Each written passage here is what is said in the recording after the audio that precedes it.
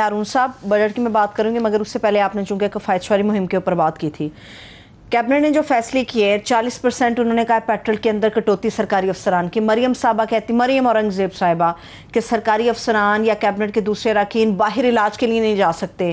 7 دن کی بجائے 5 دن کام ہوگا، آدھے دن کی اور چھٹی ہو جائے گی، تیل بچائیں گے، بجلی بچائیں گے. اس کے علاوہ آپ کیا چاہ رہے ہیں؟ جب کریں گے نا یہ سب کچھ تو میں مان لوں گا. یہ اس خاندان کا مزاج ہی نہیں ہے. نہ زرداری صاحب کا ہے کہ سرکاری دولت برباد نہ کریں. اچھا. وہ عمران خان تھا جو اپنے گھر میں رہتا تھا، وہیں کھانا کھاتا تھا، یعنی سوائے دوپہر میں وہاں کھاتا ہوگا، اور دوپہر کا کھانا تو وہ اس کا ہوتا ہی کچھ نہیں، سینڈوچ وغیرہ کھاتا ہے. رات کو کھانا خوب کھاتا ہے. اب تو خیر کم کھانا کھاتا ہے تو ظاہر ہے زیادہ ورزش کرتا ہو. اور ابھی شام کو بات کرنی تھی تو گھر چلا گیا. اب وہ خان صاحب گھر میں رہنے لگے. وہ مجھے ریگن کی ایک تقریر یاد آئی کہ اب میں ایک شریف آدمی ہوں اور 9 بجے گھر چلا جاتا ہوں. ہاں جی، خان صاحب تو 5 بجے ہی چلے جاتے ہیں. تو یعنی کہ آپ کہہ رہے ہیں کہ صرف عوام وہ باتیں ہیں جی. اچھا ٹھیک ہے. کبھی ان کا دیکھیں نا، آدمی ایک واقعے پہ نہیں متعین ہوتا، آدمی کا ٹریک ریکارڈ دیکھا جاتا ہے. پرویز الہی بجٹ میں پیسے چھوڑ کے گیا 100-200 ارب روپے، مجھے ایگزیکٹ اماؤنٹ یاد نہیں ہے. اور شہباز شریف کے دور میں صبح مقروض ہوا، اتنا ہوا کہ جس کی کوئی حد نہیں ہے. یہ سارا قرض جو ہے، کہتے ہیں جی یہ اس نے بڑا قرض لیا. عمران خان وہ قرض لیا، اس نے قرضے واپس کیے. ٹھیک ہے، $3-4 بلین اس پہ ویکسین پہ خرچ ہوئے. تو جیسے اب ہے، اب کیا ہوا؟ یہ اتنے گرے کیوں ہیں؟ زر مبادلہ کے ذخائر پیسے واپس کرنے تھے نا. عمران خان کچھ آپ کو رقم ہر سال واپس کرنی ہوتی ہے نا. سود بھی جیسے آج اگلے سال 300 ارب روپے تو سود ادا کرنا ہے، تو اس کے علاوہ جو ہے قرض بھی واپس کرنا. وہ عمران خان تو ایسا خوش قسمت ثابت ہوا ہے، یہ ساری مصیبت اس پہ آنی تھی. دیکھو نا، پٹرول جو مہنگا ہو گیا، مزید مہنگا ہوا ہے، ابھی اور ہوگا، اور ایڈیبل آئل مہنگا ہوا، کوئلہ مہنگا، ہر وہ چیز، اناج مہنگا ہوا. گندم جو ہے انٹرنیشنل مارکیٹ میں آخری دفعہ چیک کیا تھا تو پاکستانی کرنسی کے مطابق 4400 روپے تھی. اب ڈالر کا جو اور ویلیو گری ہے تو 4500-4600 روپے ہوگی، زیادہ ہوگی، 4600 ہوگی. تو یہ ساری مصیبتیں تو عمران خان پہ آنی تھی، تو خوش ہونا چاہیے. پتہ نہیں کیوں خان صاحب عوام پہ جو مصیبت ابھی 2 دن بعد ٹوٹنی ہے بجٹ کی شکل میں، اس کی تو کچھ بتائے نا. کیا 1000 ارب روپے جو ہے مزید ٹیکس لگیں گے. مزید ٹیکس لگیں گے؟ اور کیا؟ اور پٹرول مہنگا ہوگا. وہ آپ سے کہا تھا ان کا کلپ رکھیں. چلیے میں پھر دکھا دیتی ہوں. پروڈیوسر ذرا دکھائیں عوام کی کمر کیسے ٹوٹتی ہے، اور ہمارے ملک کے وزیر خزانہ مفتاح اسماعیل صاحب ان کے فیس ایکسپریشن کتنے خوش ہیں کہ ٹیکس لگانے اور پٹرول مہنگا. I see 3 or 4 people sitting in the third row who own planes. آپ کو تھوڑا پٹرول مہنگا ہو جائے گا, but the rest of you will be okay. میں نے کتنی دفعہ کہا کہ ہی از اے چائلڈ، بچہ ہے. پٹرول مہنگا ہو رہا ہے، چلیے ہو رہا ہے، چلیے مجبوری بھی ہے، دنیا میں پٹرول کی قیمت بہت بڑھ گئی ہے، تو پلے سے تو حکومت پیسے نہیں ڈال سکتے. پٹرول سے تو حکومت پیسے ہمیشہ کماتی رہی ہے. پہلا موقع ہے کہ ڈالنے پڑ رہے ہیں. اور ٹھیک ہونا، فگر بھی ٹھیک دے، 120 ارب روپے ماہانہ، جبکہ حکومت کے کل اخراجات 40 ارب روپے ماہانہ، اس سے 3 گنا. تو وہ $6-7 بلین سال کے پٹرول میں تو نہیں ڈال سکتے. لیکن ہنس کیوں رہے ہیں؟ آپ کسی کو کوئی بری خبر سناتے ہیں کہ بھائی آپ کی جو تنخواہ ہے وہ 50,000 روپے کی بجائے 30,000 روپے رہ گئی ہے، کٹوتی لگ گئی. اس میں ہنستے کہہ تو نہیں لگاتے. حالانکہ ایک چھوٹی بات ہے، آپ کو تکلیف نہیں ہو رہی، شکل ہی ویسی بنا لو. نہیں تکلیف تو ان کو کیا تکلیف ہے یار. اب پتی لوگ ہیں اور سرکاری خرچ پہ زندہ رہتے ہیں.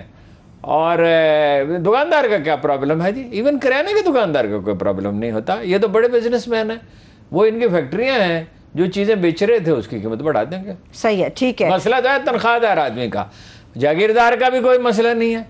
بھائی زرعی ٹیکس کتنا ملتا ہے آپ کو پتہ ہے؟ پاکستان کی اکانومی کا ہے 22%. ایگریکلچر زرعی ٹیکس کتنا ہوتا ہے؟ 1.5 ارب روپے سالانہ. 1.5 ارب روپے سالانہ جو ہے وہ کراچی کے ایک پلازا سے وصول ہوتے ہیں. ایک پلازا سے، ایک نہیں، ایسے کئی پلازا ہیں، شاپنگ سینٹر ہے. 1.5 ارب روپے، اسے پورا ٹیکس کیوں نہیں لگاتے؟ اس لیے کہ جاگیردار اسمبلی میں بیٹھے ہیں نا. مزدور جو 500 روپے سارا دن اس گرمی میں اٹینڈ ہوتا ہے، 500 روپے یا 600-700 روپے ملتے ہوں گے اس کو. تازہ ترین تو پوچھا نہیں. اس سے آپ پیسے وصول کرتے ہیں. وہ چینی وصول کرے گا, لے گا, اس پہ ٹیکس ہوگا. وہ چائے کی پتی لے گا, اس پہ ٹیکس ہوگا. وہ صابن لے گا, اس پہ ٹیکس ہوگا. اور سگریٹ پہ تو بہت زیادہ ہے اگر وہ پیتا ہو. تو آئل پہ ٹیکس ہے, کوئی 100 روپے کے قریب ہے کوکنگ آئل پہ. اچھا, اور کوئی چیز وہ خریدے گا, وہ جو مزدور پسینہ سارا دن بہاتا ہے, اس کا خون پی کے یہ معاشرہ زندہ ہے. اور پھر یہ کہکہے لگاتے ہیں, اور پھر یہ اس پہ کہکہے بھی لگاتے ہیں اور چکمہ بھی دیتے ہیں کہ جی ہم تو وہ شہباز شریف صاحب کہہ رہے تھے بڑے بڑے محلات میں لوگ رہتے ہیں. کون رہتا ہے بڑے محلات میں؟ آپ, سب سے بڑا محلہ آپ کا ہے. زرداری صاحب کا جنہوں نے 16 مکان خریدے ہیں بلاول ہاؤس کے ارد گرد, اور عزیر بلوچ کے ذریعے خریدے. حماد حضرت صاحب کو میں سن رہی تھی, ہارون صاحب وہ کہہ رہے تھے کہ ملک کی جو حالت ہے اس میں فوری انتخابات کی ضرورت ہے, مگر شہباز شریف صاحب جو ملک کے وزیر اعظم, وہ یہ بات آج بھی پریس کانفرنس میں کر رہے تھے. وہ کہہ رہے تھے ابھی 1 سال 3 مہینے ہماری گورنمنٹ ہے. اس کے باقی ہیں, کون کہتا ہے باقی؟ یہ وزیر اعظم صاحب اور ایونٹس جب ٹیک اوور کر لیتے ہیں, جب ہسٹوریکل فورسز انلیش ہو جاتی ہیں, کوئی چیز کسی کے قابو میں نہیں ہے.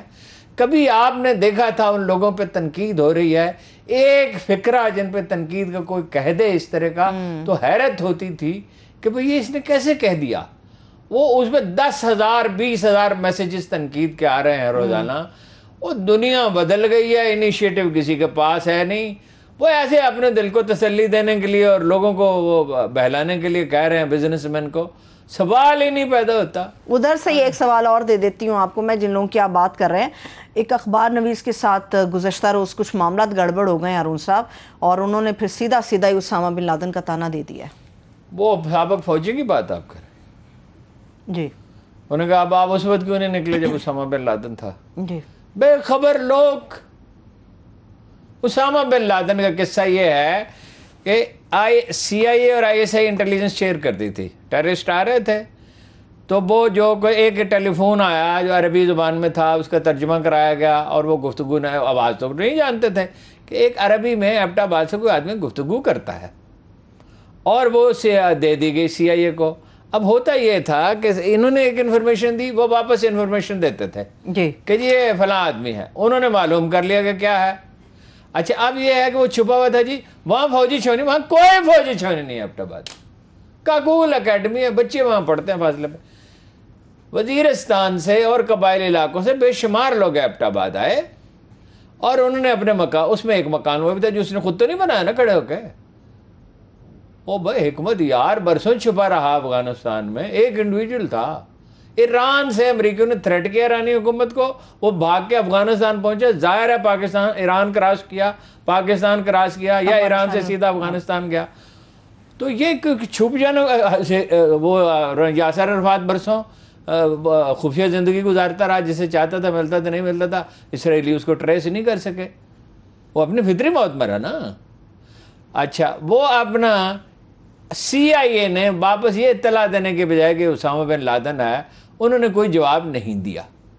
یہ میں کوئی سنی بات ادھر ادھر سے نہیں سنی کر رہا, مجھے جنرل پرویز اشفاق پرویز کیانی نے خود بتایا.